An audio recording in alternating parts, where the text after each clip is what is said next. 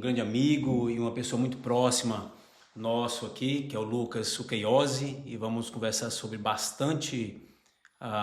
sobre muitas coisas aqui, mas sempre envolvendo branding e tentando trazer para a perspectiva de startup, para a perspectiva de startup, especialmente de cibersegurança. Então, Lucas, boas-vindas, muito obrigado pela presença e vamos lá ter essa conversa. Bora lá. Feliz por estar aqui, sabe, né? Obrigado pelo convite. Como já sabe, sou um cara totalmente low profile. Eu acho que dentro de 35 anos esse é o meu primeiro podcast, né? Então, Caramba! não estou acostumado com câmera, esse tipo de coisa, e não sou um dialogador, né? Um apresentador, mas a gente vai tentar aí acrescentar alguns adicionais para os empreendedores que estão vindo aqui em Portugal, que já tem a sua empresa, né? Perfeito, perfeito. Agradeço mais a tua presença. E o fato de tu ser uma pessoa low profile, para mim é uma vantagem, porque tu traz uma perspectiva muito racional e muito pé no chão sobre o branding, sobre negócios, sobre as coisas da vida em geral, e eu vejo isso como um ponto muito positivo. É como se eu estivesse conversando com alguém que não está enviesado, né, por essas técnicas de falar demais diante das câmeras e de às vezes trazer um sensacionalismo desnecessário e tal. Então, para mim, o fato de tu ser low profile é só vantagem. Eu acho que, não que não seja importante a gente saber falar na frente das câmeras, né? Mas eu acho que o mais importante é o cara ser autêntico, né? Quando ele vai se expressar, né? Então a gente sempre vai tentar buscar isso, até quando a gente constrói marcas pessoais, a ideia da autenticidade ser sempre prevalente a qualquer tipo de maquiagem possível que ele está fazendo ali para oferecer o seu produto ou serviço, né? Perfeito, A gente cara, vai nessa perfeito. linha. Perfeito. A autenticidade é um ponto que a gente vai tocar aqui nessa conversa hoje. Então, Vamos. gostei do gancho aí. Mas antes de entrar nessa conversa sobre branding, sobre startups, sobre cibersegurança, sobre o teu trabalho em si, eu queria dar um passo atrás e te perguntar sobre a tua história antes de Portugal, o que é que fazia no Brasil, o que é que te trouxe a Portugal e como é que foi a tua chegada aqui no país. Bom, vamos resumir, né? É, Esse ano especificamente faz 20 anos de mercado, né? Comecei a trabalhar lá com meus 16. Lá, vamos falar assim, back in the days, né? Isso. Na época que nem tinha DSL na minha cidade, sou de Rondonópolis, Mato Grosso, é uma cidade interior, mas é a segunda cidade maior do estado, se eu não me engano, né? E o meu primeiro emprego, na época não tinha esse monte de nomenclatura de design, UI designer, experience designer, era só designer ou web designer, né? Então eu comecei um estágio nessa área numa faculdade, né? E a partir daí eu fui galgando conhecimento, né? Entrei em agências, tive uma virada de chave muito forte em 2016, que foi a entrada numa indústria de fertilizante foliar, né? E em grande parte desses momentos eu fui deixando de ser um operador de software, que é o comum quando a gente está começando na área, para ser alguém que adiciona um pouco mais estrategicamente, né, na hora de desenvolver materiais, na hora de desenvolver qualquer campanha, posicionamento de empresa, né? E acabei nichando no agro nesse tempo, né? Trabalhei nessa indústria durante 4 anos, abri uma consultoria de marketing com um sócio, vendi minha parte e vim para Portugal, né? Explorar novos mercados, né? Então isso foi bem resumido assim a trajetória, né? Vim pelo Startup Visa, né? Implementando um projeto aqui dentro e mas eu cheguei em junho do ano passado, então não faz nem um ano que eu estou aqui, né? Então conhecendo o país, conhecendo as pessoas, conhecendo a cultura, né? E principalmente tentando implementar e espelhar o que eu fazia lá no Brasil aqui dentro, né? Bacana, cara. E tu vem de um mercado que é um mercado gigantesco no Brasil. O agro é responsável aí por grande parte do PIB brasileiro. Sim, E nós nos conhecemos em Vila Real, né? Temos foi. aqui uma coisa em comum, que moramos na mesma cidade aqui em Portugal. E já tomamos aí muitos cafés e já conversamos muito sobre negócios. Já viajamos juntos também aqui em Portugal algumas vezes, né? Sim, sim, Amarante, Aveiro, verdade. pelo menos essas duas que eu me lembro. E eu sempre gostei de conversar contigo porque tu traz uma perspectiva muito macro do branding para o agro, né? Que é uma indústria gigantesca. Eu sempre também tenho uma pequena experiência com branding e conheço profissionais desse universo do branding, mas às vezes numa escala muito pequena. A tua escala é uma escala muito grande. Como é que era trabalhar o branding para empresas tão grandes no Brasil, É, Lucas? é importante ressaltar, né, sabe, que na minha trajetória eu não tive oportunidade de ir para academia numa área de design, numa área de marca, numa área de publicidade. Então, eu sou economista por formação acadêmica, especialista em finanças, e depois de todo esse tempo trabalhando na área, eu fiz um MBA em Marketing Brand Growth, que foi aí que eu comecei a ter mais referências, né, para enriquecer um pouco mais o meu repertório de trabalho mesmo, né?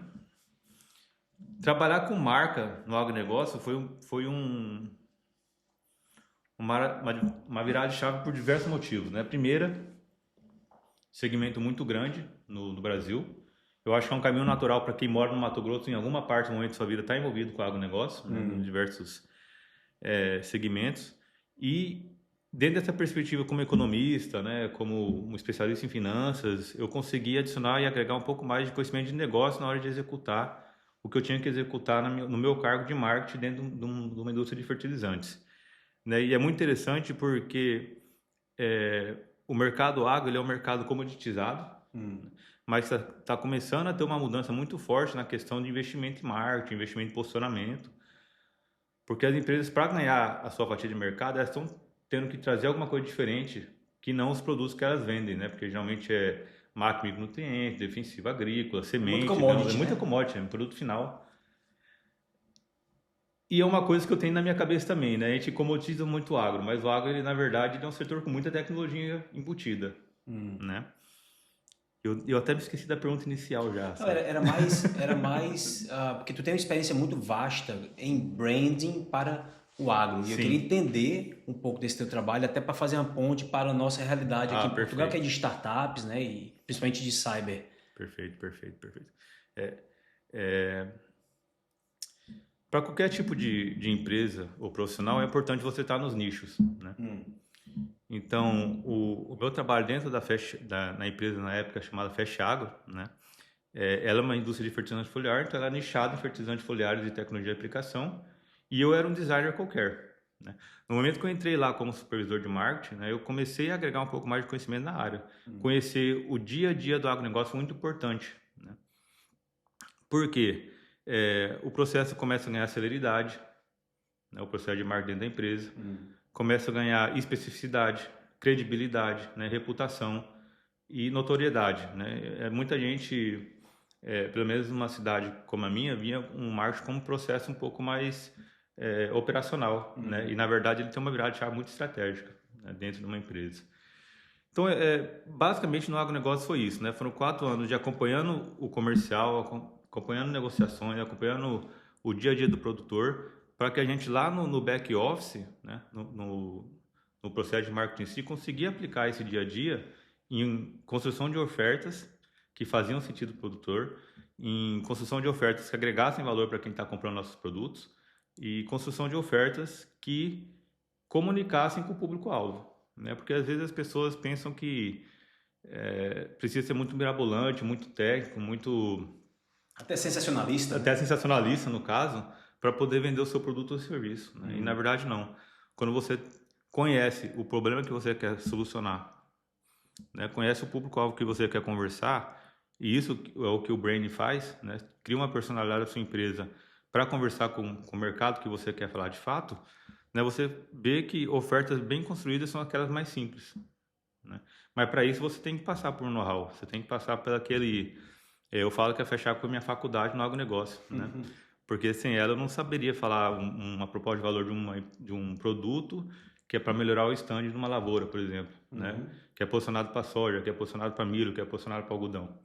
Então, essa é a importância do nicho, essa é a importância da construção de uma boa oferta e a construção de um alicerce de marca muito bem feito. Cara, muito bacana. Gostei muito do que tu falou aí da questão da simplicidade, né? Que uma oferta eficaz, ela não precisa ser sensacionalista, ela não precisa ter muito oba-oba e muito barulho, né?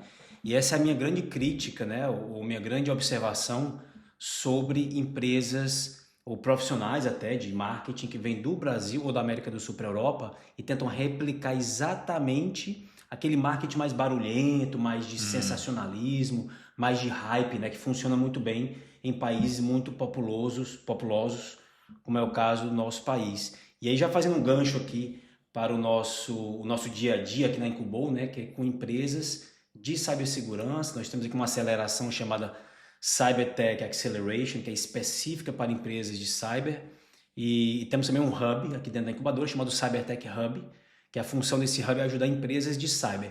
E qual é o nosso desafio aqui, que é também, com certeza, o teu desafio lá atrás no agro, né? Como é que você consegue transmitir a mensagem de uma empresa, de algo que é visto como uma commodity, de algo que é visto como igual a tudo, de uma maneira diferente, né? E trazendo para a nossa realidade, como é que uma empresa de cyber consegue transmitir uma reputação, uma credibilidade, uma personalidade, como tu falou, que se diferencia das demais, porque tanto eu como o Thiago Vieira, né, que trabalha aqui conosco, já viajamos bastante e a gente percebe que as empresas de cyber elas são um tanto parecidas umas com as outras. Claro que tem especificidades, claro que algumas desenvolvem produtos mais voltados para proteção de dados, outras desenvolvem produtos mais voltados para teste de vulnerabilidades, outras para a perícia forense, por aí vai. Mas quem olha de fora, às vezes, vê tudo igual. E quando você vê tudo igual, você vai querer comprar pelo preço, né? E não é isso que a gente quer. Perfeito, a gente quer mostrar uma proposta de valor muito mais valiosa. Como é que tu vê essa questão, Lucas? Sabe, você já matou o pau em várias frases que você se expressou, né? Muitas das empresas vão começar pelo mercado. O mercado é enorme, certo? Eu acredito que as empresas não falham por faltar mercado, mas elas falham não pela falta de expertise na área em que elas atuam. Elas falham na hora de fazer uma marca bem feita, uma oferta bem construída, né? E geralmente também no financeiro, é um dos principais motivos. E como é que a gente pode ajudar nesse sentido, né? A construção de marca, ela é justamente a ideia de você sair do mar da comoditização. Né? E como que você vai conquistar um mercado, né? E principalmente ganhar esse mercado nas negociações que você vai fazer e naquela questão do valor, né? Precificação. Porque a precificação, ela tem um fator muito elástico dependendo do número de substitutos que tem no mercado para sua oferta. Interessante. Não é mesmo? Se você é igual a todo mundo, se você se comunica igual a todo mundo, se sua oferta é parecida com a de todo mundo, o seu prospecto vai acabar indo na pessoa que tem um preço menor, né? Porque ele não vê diferença. E isso é muito ruim, porque a maioria das empresas que atuam dentro desse modelo de precificação, um círculo vicioso para baixo, elas normalmente estão quebradas ou estão faturando ali no mínimo para sobrevivência. Ou estão com data marcada, né? Com prazo de validade para pararem de funcionar. Para parar de funcionar. Aí você fala, é porque o mercado é concentrado? É porque não há mercado? É porque não há clientes? Não. Né? É porque você não fez o trabalho estratégico bem feito para que sua empresa sobressaísse no mercado. Né? Não é porque você não sabe mexer com cibersegurança, não é porque você não tem expertise, afinal, com certeza, os empreendedores que estão nessa área, como em qualquer outra área, são pessoas que atuaram durante décadas em alguma coisa e falaram, agora eu vou abrir minha empresa. Geralmente é desse jeito, né? Sim. Só que a cadeira do empresário ou do startupzeiro, geralmente ele vai ter que ter gestão de pessoas, vai ter que ter uma gestão financeira muito efetiva, uma gestão de distribuição, uma gestão logística, uma distribuição de marketing, uma gestão comercial.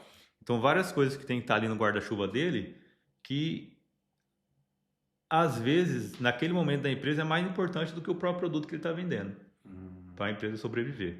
Né? Porque ele tem um bom encapsulado, ele tem uma boa expertise, ele sabe o que ele vai fazer. Só que se ele não cuida de todas essas áreas da companhia dele, né, ele acaba falhando.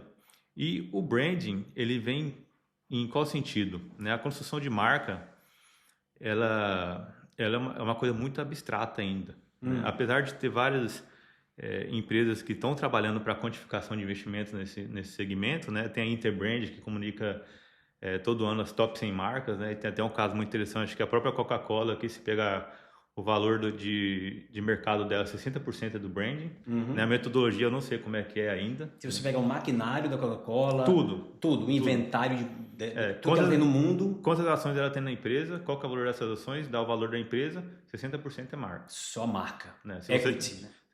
Se você tirar a Coca-Cola ali, ela cai o preço 60% de valor de mercado, né? Olha que insight interessante para pensar sobre outros segmentos também, né? Sim. Justamente. Então, as top 100 lá geralmente tem muitas do setor tecnologia, muitas do setor financeiro, né? E algumas de petróleo, né? E por aí vai. Mas são empresas que geralmente tecnologia está ali na frente, porque são empresas que investem muito em inovação, em marketing, né? Em marca, em distribuição. Né? A Apple sempre está lá, por exemplo, né? Sim. A Nike sempre está lá. E a Nike, ela vende o quê? Ela vende uma commodity, ela vende tênis, né? Mas você vê que todo o posicionamento dela nas redes sociais, nos ads, nas propagandas, não tem... Dificilmente, se você entrar no Instagram da Nike, você faz o teste agora aí, você que está assistindo a gente, você vê se ele está vendendo tênis lá na página dele. Não tá. A mesma coisa na Apple, a mesma coisa em qualquer outro. Eles vendem mensagens aspiracionais, Aspiracionais, né? Você ser melhor amanhã do que você é hoje, né? Você vencer, você chegar lá. Isso. Ela vende o propósito delas. Propósito. Né? E é justamente uma coisa que está muito em voga aí hoje, porque as novas gerações elas estão comprando de empresas que têm propósito. E a construção da marca, a gestão de marca, ela ajuda você a fazer isso, né? Ela vai te dar ali, vamos ajudar você a construir o propósito da empresa, que não pode se confundir com o propósito pessoal da pessoa, né? Da visão, a missão, a construção de persona e público-alvo, né? A construção de personalidade da sua empresa, como é que ela tem que se comunicar, qual que é o tom de voz.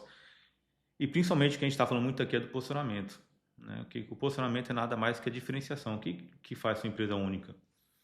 Então, essa unicidade que você vai trazer para dentro da sua empresa é o que vai fazer você vencer a barreira de precificação, vai te ajudar a ter foco na sua atividade, né? Na questão de mercado que você quer atender. O Alex Hormones, ele fala isso, não só ele, muitos outros especialistas aí em negócios e marcas, né? O Fabian Gerhalter, o Chris Doe fala isso.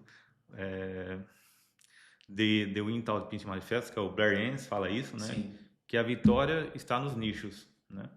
Então, mesmo quando você tem uma empresa de cibersegurança, por exemplo, né? Que é a ideia da incubadora aqui, da aceleração, né? Ela não pode vir com proposta de valor vaga, né? Segurança para todos, por exemplo, né? Ele sempre vai ter que melhorar um pouco a questão da oferta e da comunicação, né, baseado em toda a sua plataforma de marca que foi construída, porque tudo tem que estar interligado e fazer sentido, e até facilita a vida na hora de fazer algumas ações, mas quando ele fala assim, proteção e remediação de risco para empresas de fintechs, por exemplo, só dando um exemplo aqui, né? Sim. Então aí ele já consegue agregar um pouco mais de valor na oferta de serviço dele, né? E a pessoa que é de uma fintech, por exemplo, vai estar buscando uma cibersegurança, não uma cibersegurança genérica, mas uma cibersegurança que tenha vivência no mercado dele, que sabe os problemas, os ataques que eles sofrem, como eles sofrem e como pode ser resolvido, né? E isso é muito comum para diversas áreas, tá? Por exemplo, 2 anos atrás eu estava com uma hernia de disco. Estava com hernia de disco? Hernia de disco, okay. Né? Fiquei 1 ano travado aí. E eu tentei fazer diversos tratamentos, né? Eu fiz pilates 1 hora, fiz uma mesa extensora, só que só foi resolver minha vida quando eu pesquisei especialista em hernia de disco na coluna. E eu achei um profissional lá na capital do meu estado, e a partir daí eu fiz um tratamento com ele e resolveu. Se eu não tivesse sido específico na minha busca, e se ele não tivesse se posicionando como especialista em coluna, em hernia de disco, talvez eu nunca teria resolvido minha hernia. Todo mundo falou para eu fazer cirurgia. E ele não? Ele não. Né? Então, assim, através do posicionamento, da especialidade, eu consegui resolver um problema muito específico meu, que muitos genéricos do mesmo segmento não resolviam. Cara, que analogia brutal, viu? Achei muito, muito legal. Porque trazendo para a nossa realidade, é muito sedutor, né, Lucas? Querer vender para todo mundo. É muito sedutor. É muito sedutor você dizer, todo mundo é meu cliente, eu quero vender para todo mundo e tal. Só que quando você toma essa decisão de querer comunicar com todo mundo, a tua comunicação fica muito fragmentada e muito vaga, como tu falou, e consequentemente não conecta. Perfeito. E consequentemente não vai gerar vendas, não vai fechar negócios. E se vende a um preço baixo. Ou se vende a um preço baixo. Por que as pessoas, apesar de saberem disso, não conseguem colocar isso em prática, na tua opinião? Eu posso falar, vamos falar do perfil de um profissional que foi criativo a vida inteira, né? O profissional do criativo. É muito comum para designers ou para qualquer outra área criativa do mercado é que eles têm a necessidade de melhorar tudo o tempo todo, né? Então ele vê uma pizzaria, por exemplo, pô, eu poderia fazer uma pizzaria melhor que essa, né? Então ele não consegue focar num segmento porque há uma sedução do mercado para que ele consiga aplicar todo aquele conhecimento em diversas áreas. Então esse é um dos principais motivos das pessoas não conseguirem ter foco, o Sábio. E é muito importante, de novo, voltando para a questão da plataforma de marca que pode ser construída, ela ajuda a gente com isso. Né? Às vezes a pessoa somente não tem orientação, né? Aí cabe uma consultoria, cabe uma aceleradora, cabe uma incubadora para ajudar ela a pensar no negócio dela dessa forma.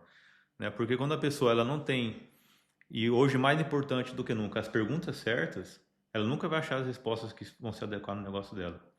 Né? E hoje mais do que nunca, né? Com inteligência artificial por aí. O pessoal fala, a inteligência artificial vai substituir não sei o quê, não sei o quê. Não vai, porque não é todo mundo que tem as perguntas específicas para determinadas áreas, né? O pessoal que sabe fazer as perguntas específicas para aquela área que ele está precisando é o que vai conseguir vencer na era de hoje.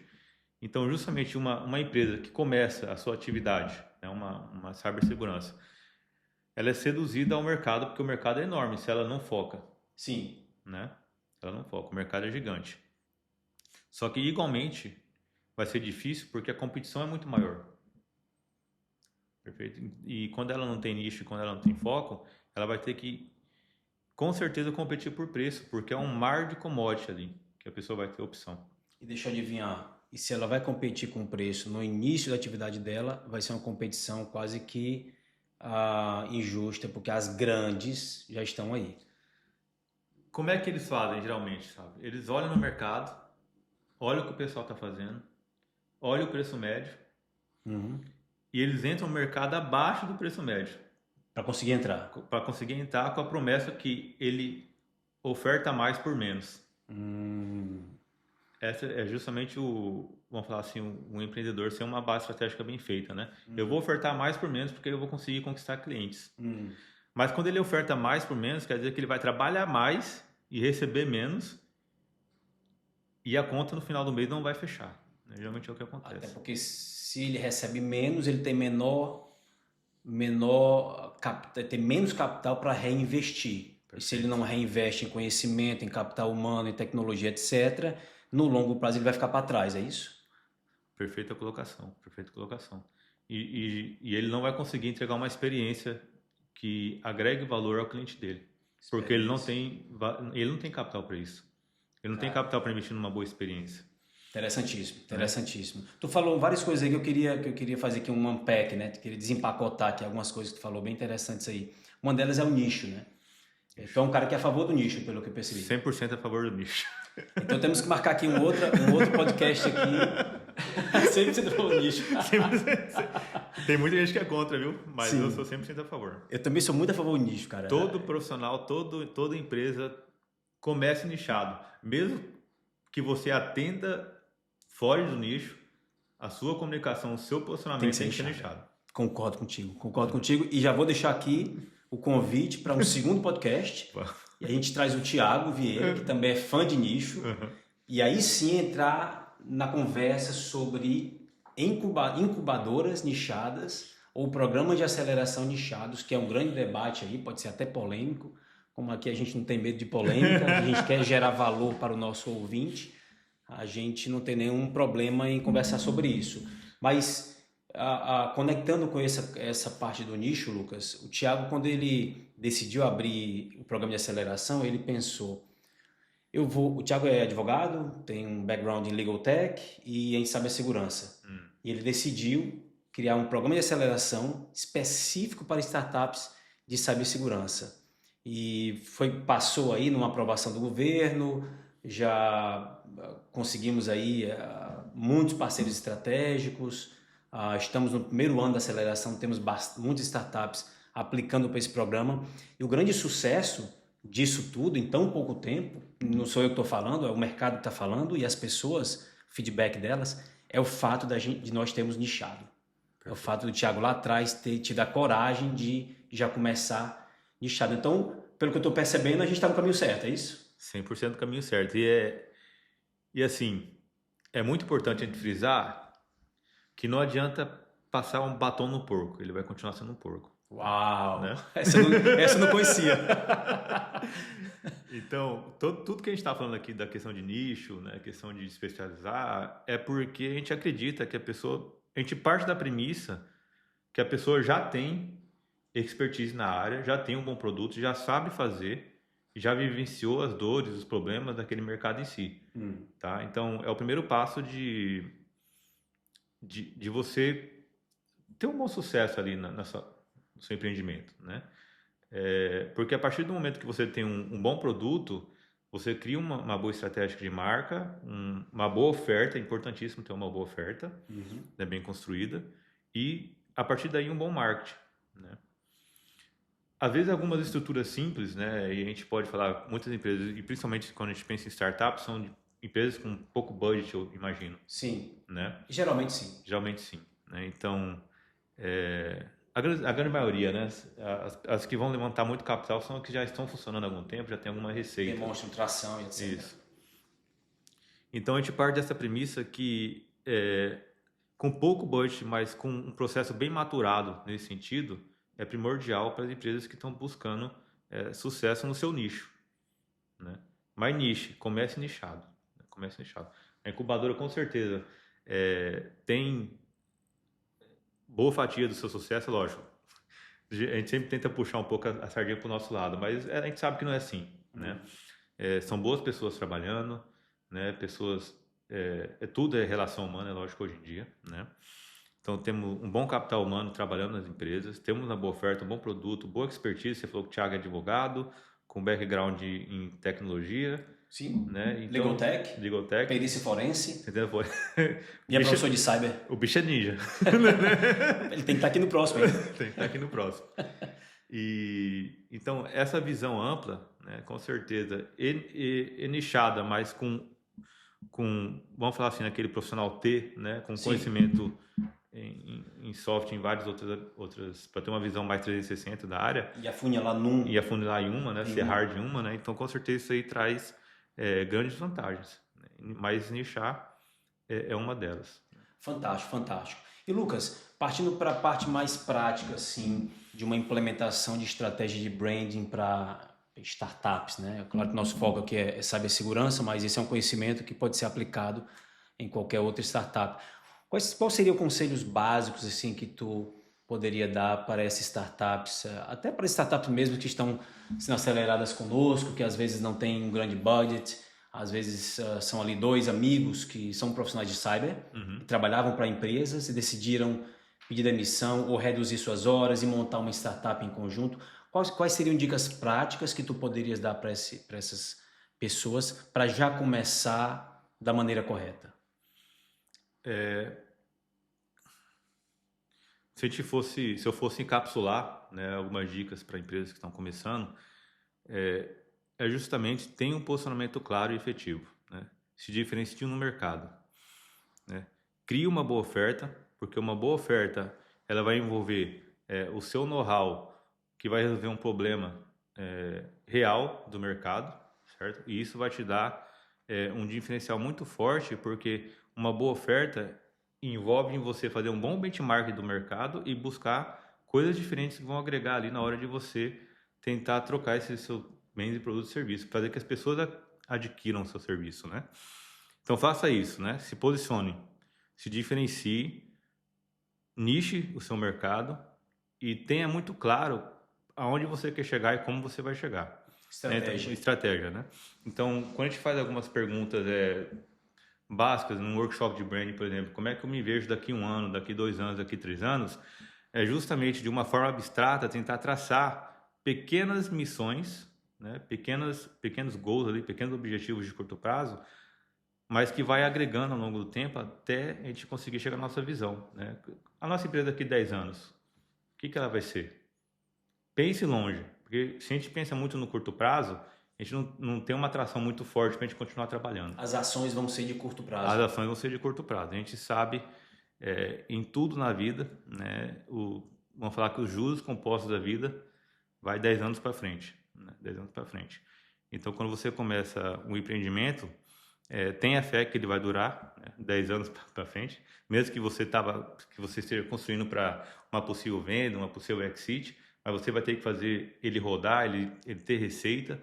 E vamos falar de números, né? Os primeiros 7 dígitos da sua empresa, você vai construir com um posicionamento de marca bem feito, uma diferenciação de mercado e uma oferta muito boa encapsulada. Você não precisa mais nada do que isso, né? Fantástico. Muito bom, muito bom. Eu queria transitar esse assunto que eu achei essa tua fala muito válida e muito apropriada para a nossa realidade aqui das startups.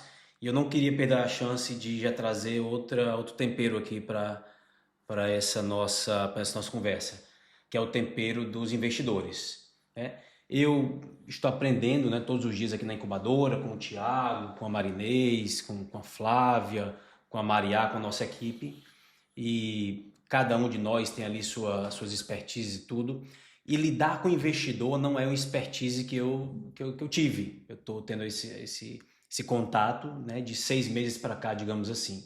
Tenho aprendido muito, tenho lido muito algumas referências aí no LinkedIn, e também tenho acompanhado muito outras grandes incubadoras a nível global. E eu percebo que o branding ele também impacta a percepção do investidor sobre a tua empresa, até porque equity é a palavra do momento, né?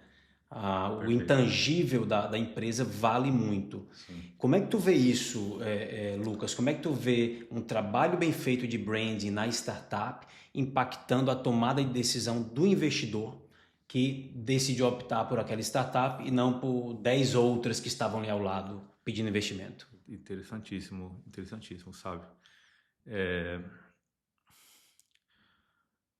Eu presenciei isso na Fechagro, né? Fechagro, depois de 10 anos de atividade, ela foi comprada por um grupo maior. Ok. Né? É lógico que a Fechagro não se classifica como uma startup em sua raiz, mas ela é uma empresa que teve um crescimento muito acelerado nesses 10 anos, mas principalmente como força de marca. Ok. Né? O que é importante a gente pensar? Né? Primeiro que uma apresentação para investidores geralmente é mais Excel do que PowerPoint. Né?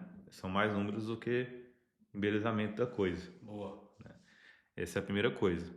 Então, quando a gente vai fazer um pitch de vendas, mas aí entra outro fator também, tá? O ser humano, ele compra na emoção e justifica na razão.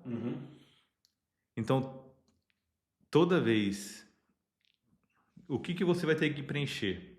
Né? Vai ter que preencher aquele gap ali entre a criatividade e as exatas. Né? Isso aí quem fala muito é o Martin Neumeier, né? O pai do branding.